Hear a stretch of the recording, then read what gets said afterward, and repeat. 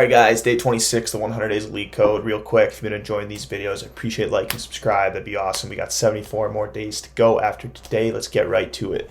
Power of 3. Given an integer n, return true if it is a power of 3, otherwise return false. An integer n is a power of 3 if there exists an integer x such that n equals 3 raised to the x.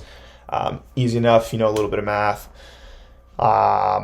A little bit about math, excuse me. Example 1, n equals 27, and that is true because, of course, 3 times 3 times 3 is 27, 3 raised to the 3. N equals 0 is false, n equals 9 is 2, because, of course, 3 squared is 9. So, let's get to it.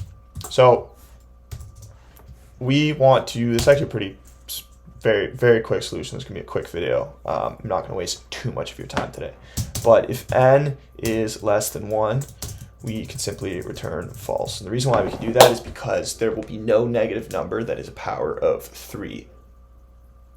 You cannot get a negative number from a positive number being the base of an exponent. If it's a negative exponent, of course, you're just going to get fractions. That's how that works. So less than 1, 0, any negative number, false. Okay? Easy enough. And the reason why we have to do that is because the constraint says that the number can be anywhere from -2 to the 31, less than or equal to n, all the way to, the other way. So we have to check that. Now, what we're essentially just going to be doing is we're essentially just going to say, okay, well, n modulo 3 equals 0. So while the number is still a multiple of 3, we are going to divide it divide it by 3, right? So if we start off with, say, 3,000, well, we're still going to keep going, but then we're going to divide it by 3, and we're going to get to 1,000, and then we're going to realize that 1,000 isn't a multiple of 3. And at that point, we're going to end out of the iteration, and we have to return false at that point, right? So simply what we're going to do is we're going to return whether or not n is equal to 1.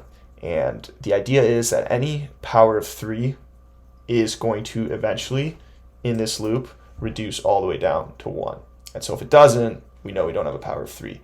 And, all right, so let's just run that. There you go. All right, thanks for watching, guys. Like I said, day 26, got another 74 days. Like, subscribe. See you tomorrow.